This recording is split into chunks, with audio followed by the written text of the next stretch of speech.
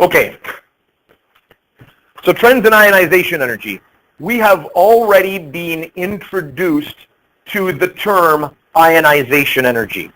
Ionization energy is that energy required to remove an electron from an atom.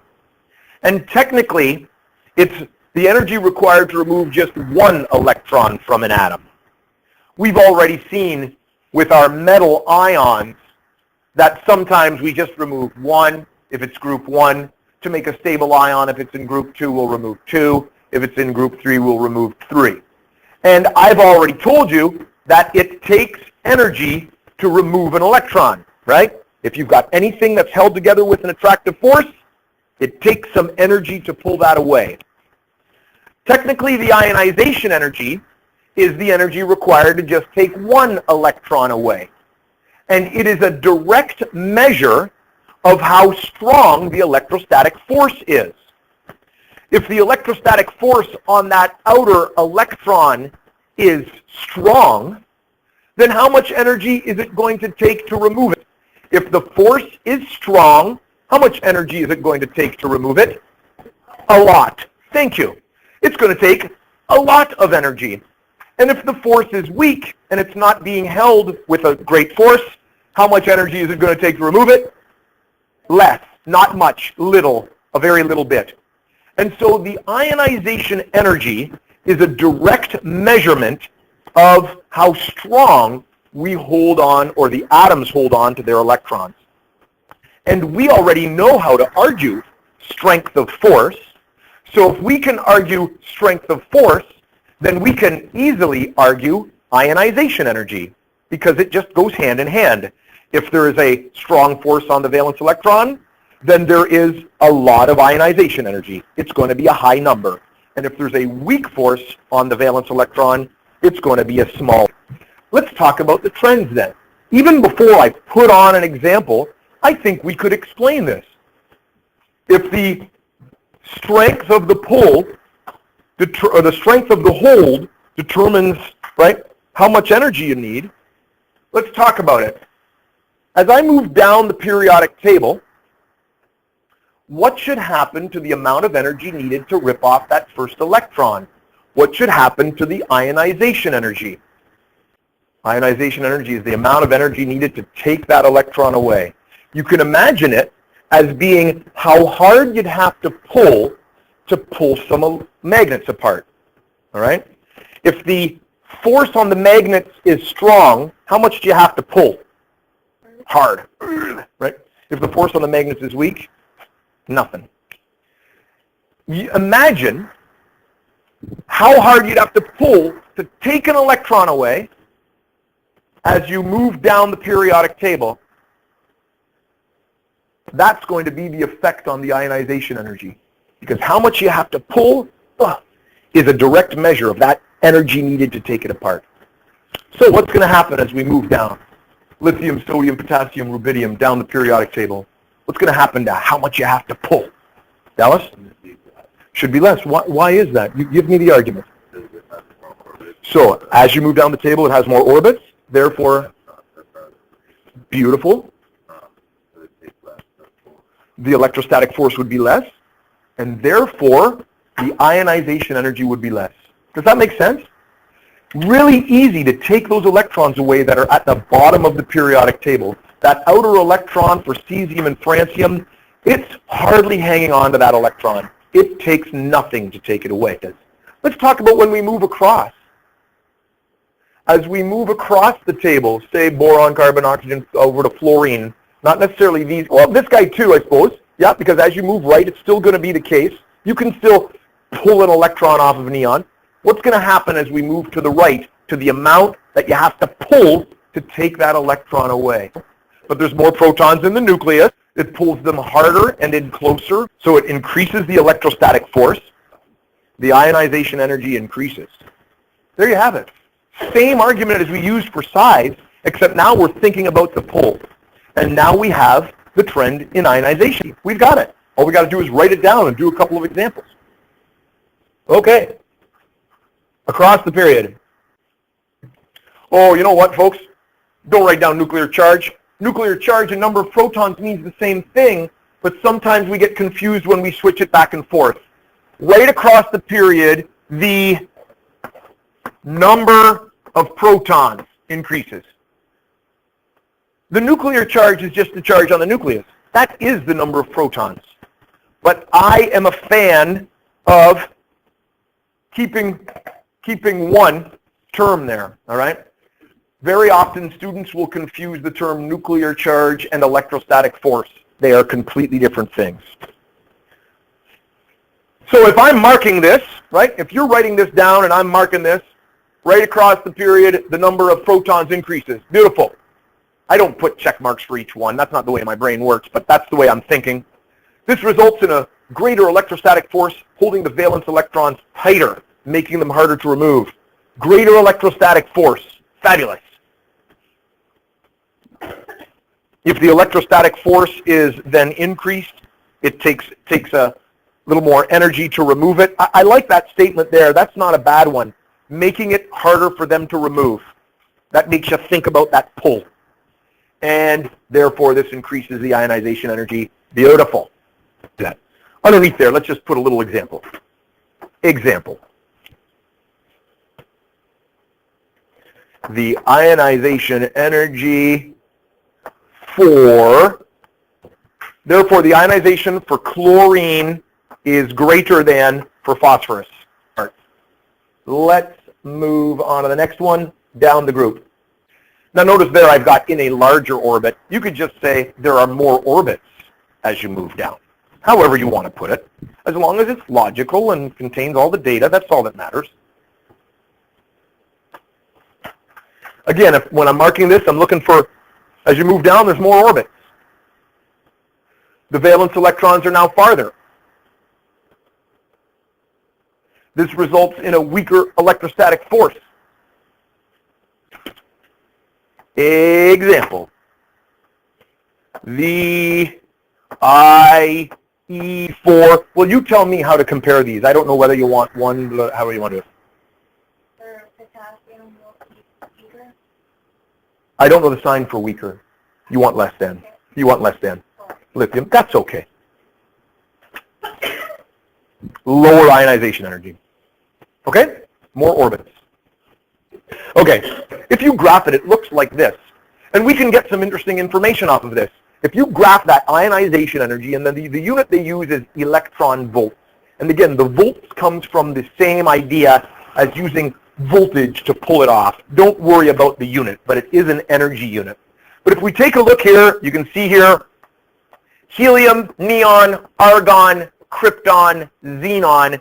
If we compare all of those as we move down the group, look at what happens to the trend as you move down the group. What happens to the ionization energy? Yep, it decreases. That's exactly what we predict theoretically. That's what we see experimentally. And I can do that for every one of the groups. It doesn't matter whether I'm using these guys down here, because right after helium comes lithium, right? So these guys are my group ones, the bottom guys. It does go down still, even though it goes down a little less. If I now go across the period, starting with lithium all the way across to neon, so now I'm looking at lithium and I'm moving my way across to neon, you can see here there is also a trend, and I'll just go for this color here. Starting from here, you can see we've got an increase. You'll notice there are some bumps in this, and it's always after the second one, then the third. Second one, then the third. This is the transition metals, but again, we can see the trend. We can't see the second one, third one. Let's not worry about the transition metals.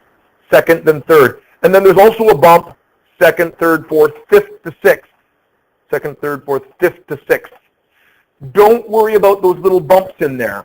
Again, I've told you that there's always some little anomalies in there, and it has to do with these subshells that I keep mentioning to you that you will learn about next year.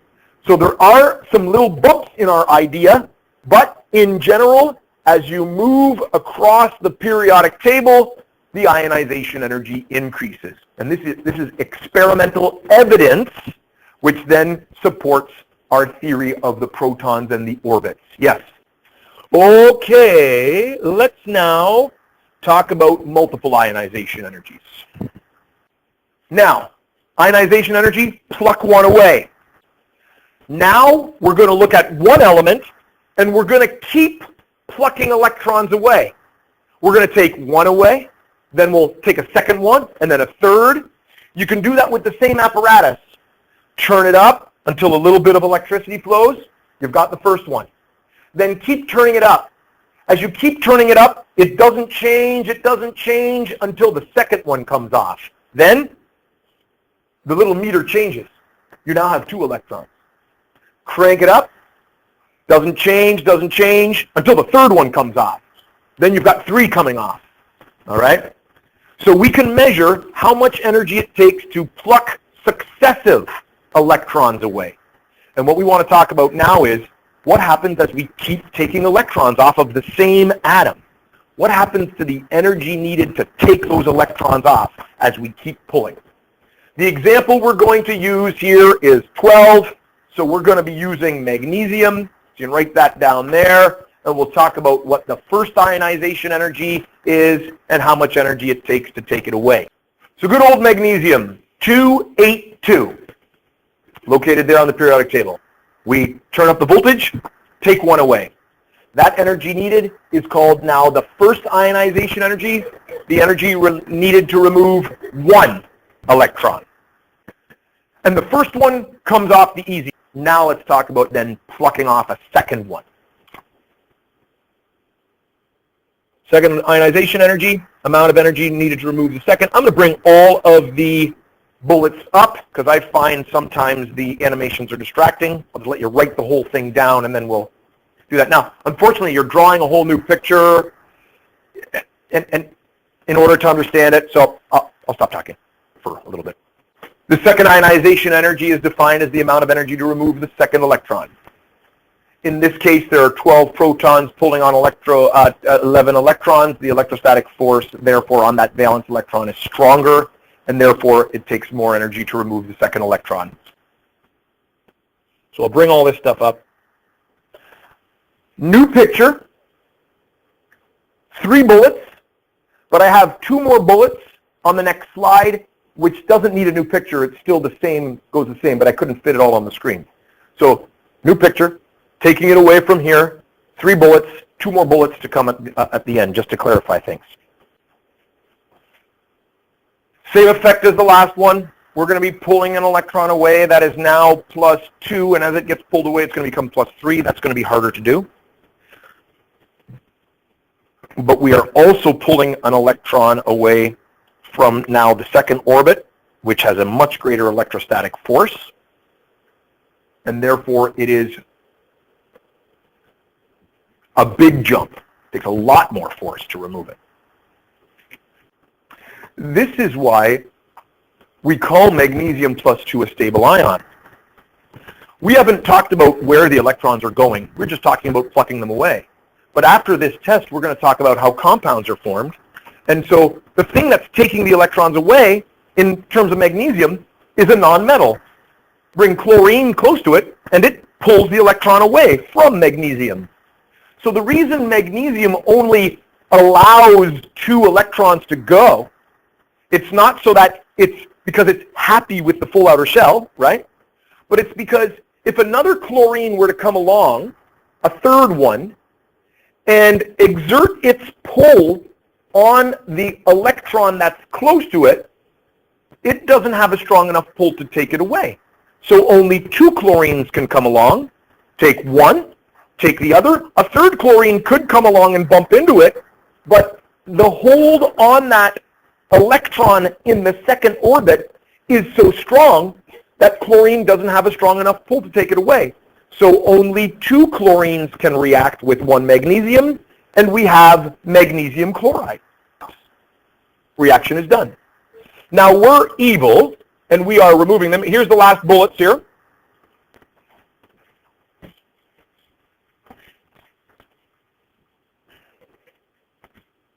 So it's this big, significant jump in ionization energy between removing the second and third that makes magnesium have a stable +2 ion. So here you can see I'm expressing the third ionization energy has a greater than the second ionization energy compared to the first ionization energy. That's for magnesium, my example. If I was talking about aluminum, which ionization energy would be the big jump? Which ionization energy would it take a lot more energy to remove? Atlee? The fourth. One would fall off. Second one, not fall off, plucked away. Second one, plucked away. Third one, plucked away. We're back to here. Now we're back again to the second. It's going to be a lot of more energy to pluck that away. So aluminum, chemically, only gives up 3 because nothing can pull away that next one. If I was talking about sodium, which ionization energy would be the big jump? The second one. First one comes off, stable. Second one, a big pull. Yes, I do want that written down. Sorry, there is a large jump in IE after the last valence electron has been removed. Here's our ionization energies. 600, 1800, 10,000.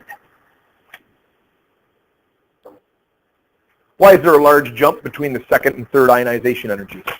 Why is there this big jump between them? Chris, what do you got? Third ionization energy, electron. From a full, I guess it's an outer shell now that it's been removed, but yes, from the next full orbit in. Correct. It's being taken away from that full shell, which is closer to the nucleus.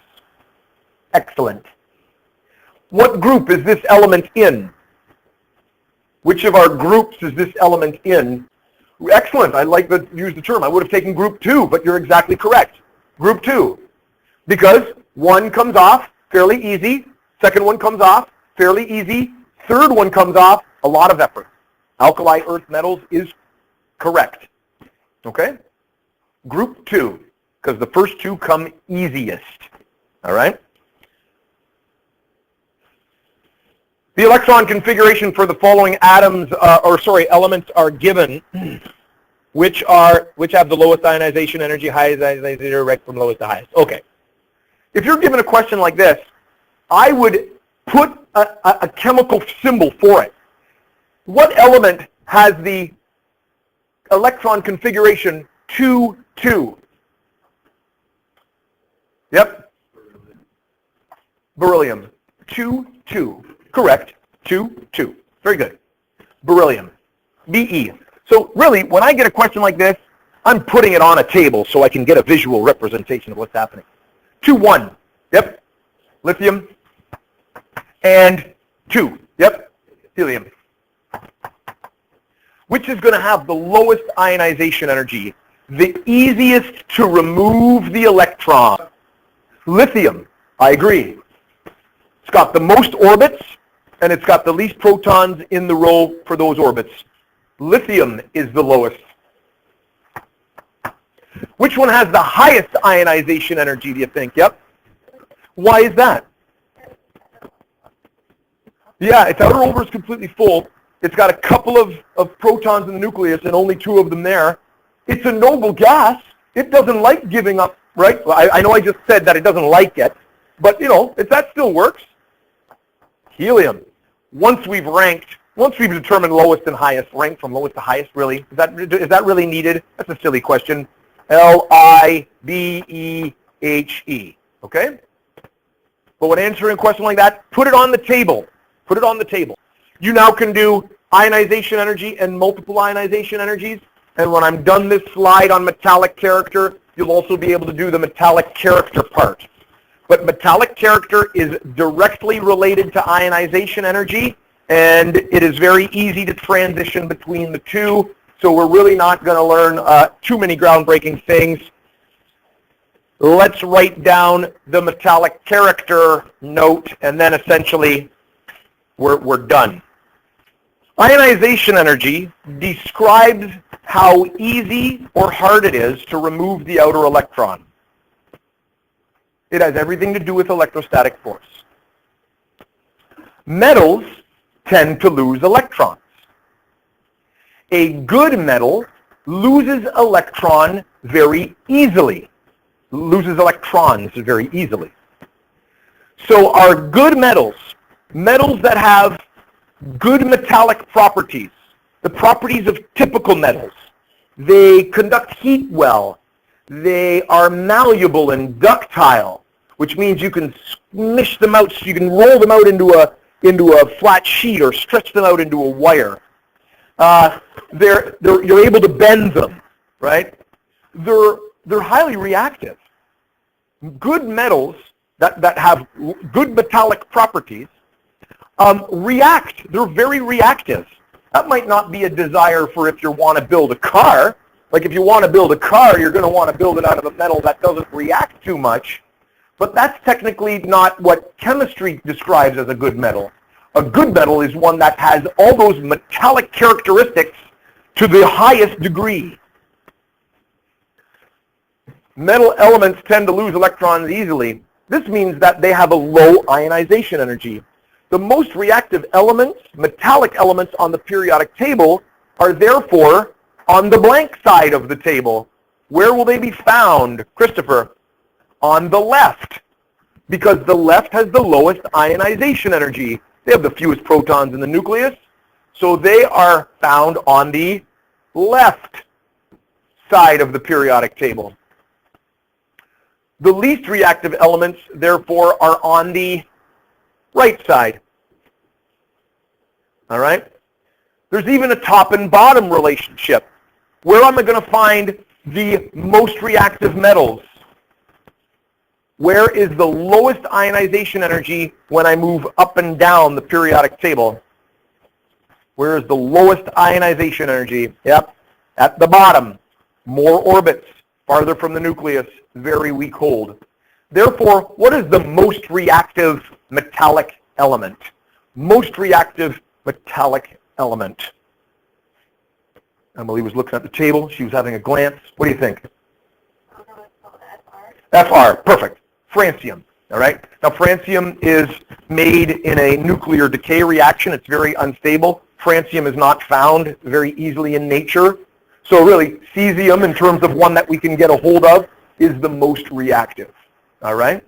Okay, so when you do an argument to say which element is more metallic than the other, say for that question sheet for the metallic character, what you're arguing is what has the lowest ionization energy, okay? So you'll simply do low ionization energy. I'm going to put that down as one last little thing on the bottom here. Low IE,